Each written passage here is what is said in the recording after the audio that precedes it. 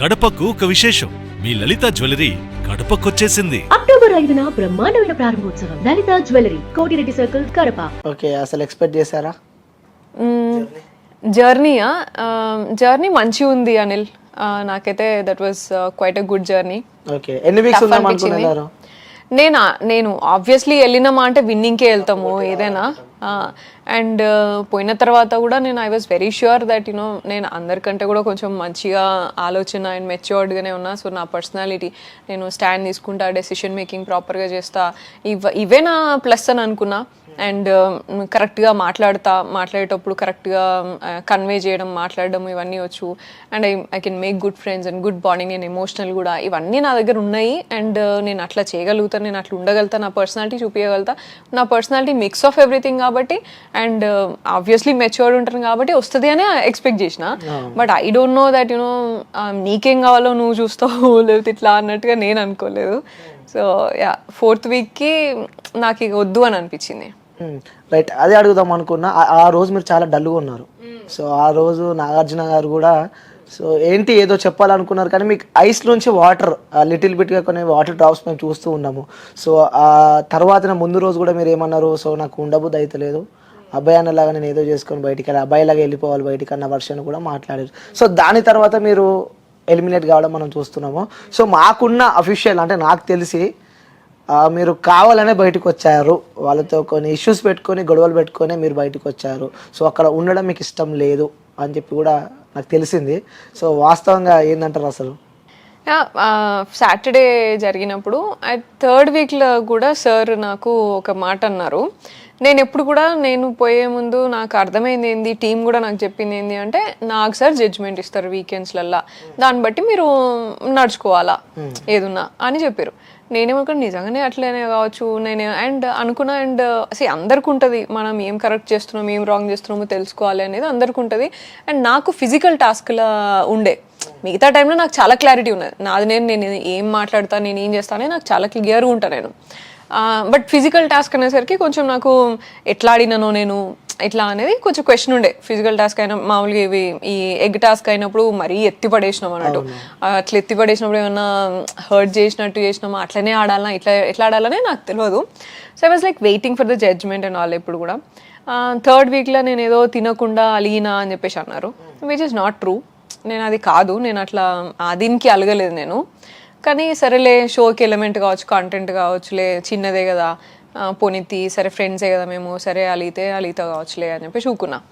4th week వచ్చేటప్పుడు కూడా యష్మి విషయంకి వచ్చేసి ఒక చిన్న సెంటెన్స్ తీసుకొని అది అడల్టరేటెడ్ కామెడీ అని అన్నారు.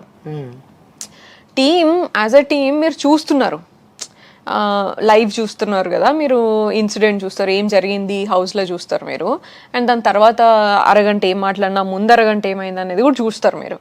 చూసినప్పుడు నువ్వు ఆ సెంటెన్స్ని సరే ఒకవేళ ఆడియన్సే తప్పుగా అనుకున్నారే అని అనుకో, అప్పుడు మరి మిగతా 20 నిమిషాలు ముందు 20 నిమిషాలు లేకపోతే అట్లీస్ట్ ఆమె ఏమన్నదో ఒక 2 నిమిషాలు ముందు చూపించినా సరే నాకు అది కనెక్ట్ అయ్యేది కదా. మాకు వీడియో చూపించినప్పుడు కూడా నువ్వు అది సెంటెన్స్ మాత్రమే చూపించినావు మీరు వీడియో, సరే ఓకే ఫైన్, అది కూడా ఫైన్ అని అనుకున్నాను నేను. వీడియో చూపించిన అంటే లైక్ యూనో వాళ్ళ గేమ్ చూసినట్టు నాది చూడు అనేది నా సెంటెన్స్, కానీ వాళ్ళని చూసినట్టు నన్ను చూడు, నా గేమ్ చూడు అని మాట్లాడాను సెంటెన్స్లో.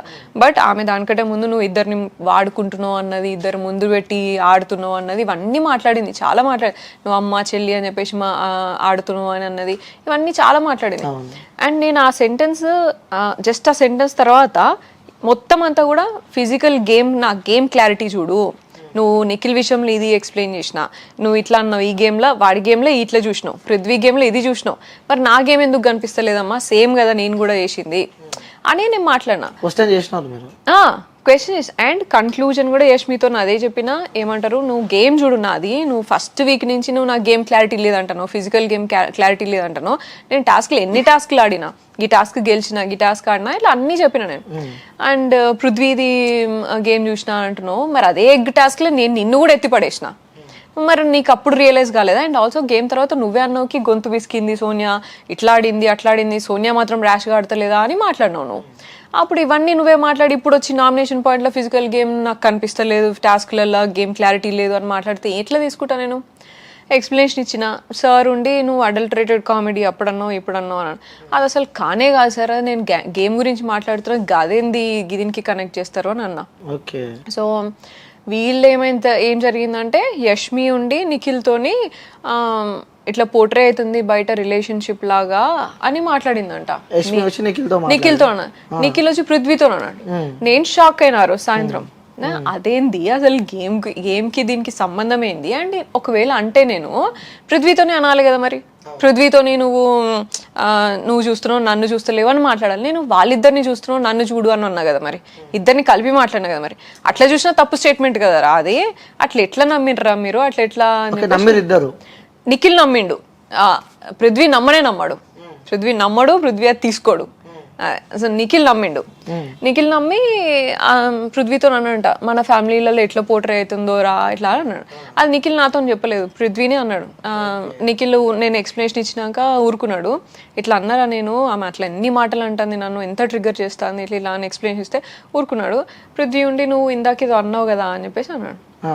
నిఖిల్ అప్పుడు కూడా యష్మి అన్నది నేను అనలేదు, యష్మి వాళ్ళ ఫ్యామిలీ ఎట్లా పోర్ట్రే అవుతుంది అని అన్నా నేను అన్న. పృథ్వీ నో అట్లా అనలేదు నువ్వు అని అన్నాడు.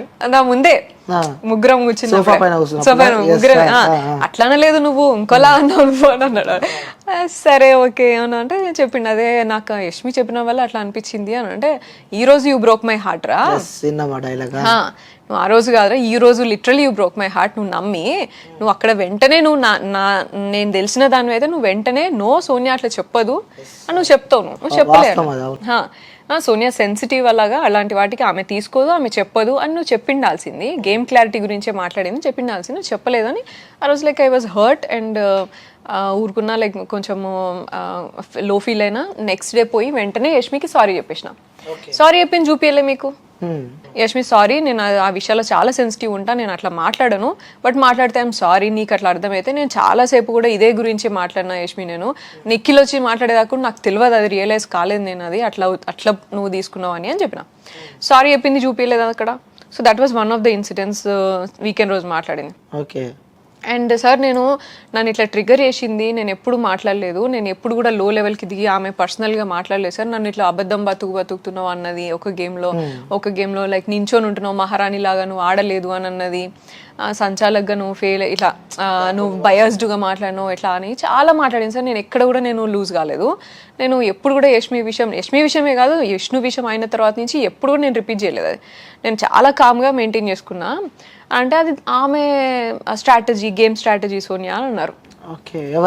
సార్ నాకు సార్ అది ఆమె గేమ్ స్ట్రాటజీ, ఆమె స్ట్రాటజీ గేమ్లో ట్రిగ్గర్ చేయడం అనేది ఆమె స్ట్రాటజీ అన్నారు. మరి నేను పృథ్వీ ఎగ్ టాస్క్ ఆడుతున్నప్పుడు పృథ్వీ ముందున్నా నేను ప్రొటెక్టింగ్ ఉన్నా, నువ్వు పోరా నేను వస్తాను అన్నా. అంటే అది నా గేమ్ స్ట్రాటజీ కాదా? మరి గ్రూప్ గా ఆడుతున్నప్పుడు నా గేమ్ నువ్వు ఎట్లా అంటావు, నువ్వు ముందుండి పంపిస్తున్నావా, నువ్వు ముందు వెపన్స్ లాగా పంపిస్తున్నావా, అది ఆయన చెప్పలేదు, అది కన్క్లూడ్ చేయలేదు. That is one. సరే అక్కడితోని ఓకేలే అని ఊరుకున్నా. సరే ఏం జరుగుతుందోలే ఏమోలే అని చెప్పేసి ఊరుకున్నా, కరెక్ట్ చేసుకుందాంలే నెక్స్ట్ టైం ఏమన్నా. బ్రేక్ తర్వాత మళ్ళీ సీతుతోని అదేమంటారు, సీతుదేమో నబీల్ని తీసేసే విషయము మిస్ ఇన్ఫ్లుయెన్స్ చేసిందా అని అడిగారు నాకు sir. Miss it could be నేను ఒక్కదానే ఉన్నా, మోస్ట్లీ వాళ్ళందరూ కూడా ఇన్ఫ్లుయెన్స్ వాడే నా మీదే వాడతారు, ఇంట్లో కూడా నా మీదే వాడుతూ ఉంటారు. సో మిస్ ఇన్ఫ్లుయెన్స్ చేసిందా సీత అని సార్. సీత కూడా ఏమన్నా వెంటనే అవును సార్ నేను సోనియా ఇన్ఫ్లుయెన్స్ చేసింది అనుకున్నా, కానీ సోనియాని జీరో చేయలేదు, నేను నిఖిల్ని జీరో చేసిన, ఎందుకంటే నిఖిల్ డెసిషన్ తీసుకోవాలి కాబట్టి అన్న. అక్కడ నేను అసలు టాపిక్ నా ఒపీనియన్ కూడా చెప్పలే, నబీల్ అని ఒపీనియన్ చెప్పిన, విష్ణుని కూడా ఒకసారి ఆలోచించు అని మాట్లాడినా అంతే. జరిగిన సన్నివేశం పోయి నేను సీతుకి చెప్తే సీతు ఏమో నువ్వు నిఖిల్ తరపు నుంచి ఎందుకు వచ్చి మాట్లాడుతున్నావు అని అన్నది. నాకు సార్ కూడా బ్రేక్ తర్వాత వెంటనే నిఖిల్ నీకు నువ్వు మాట్లాడుకోలేవా అని అన్నారు. నాకు ఎక్కడ ఆప్షన్ ఇచ్చినావు నువ్వు మాట్లాడడానికి?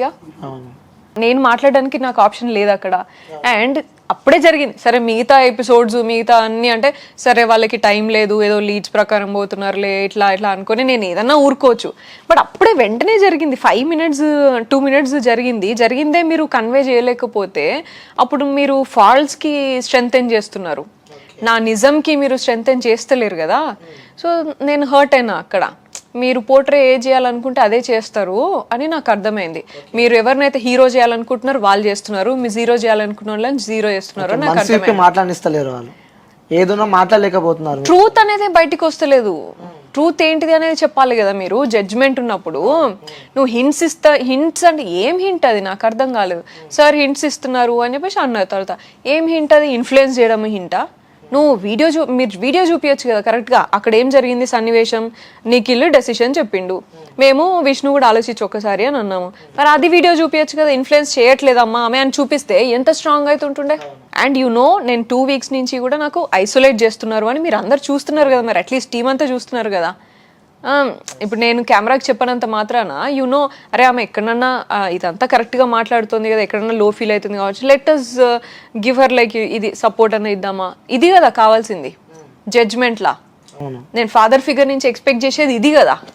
అవును. కడపకు ఒక విశేషం, మీ లలిత జ్యువెలరీ కడపకొచ్చేసింది. అక్టోబర్ 5న బ్రహ్మాండమైన ప్రారంభోత్సవం. Lalitha jewellery, Kotireddy circle, Kadapa. మీ లలిత జ్యువెలరీలో ధరలు చెక్ చేయండి. డబ్బులు చాలా చాలా ఆదా చేస్తారు. డబ్బులు ఎవరికి ఊరికే రావు.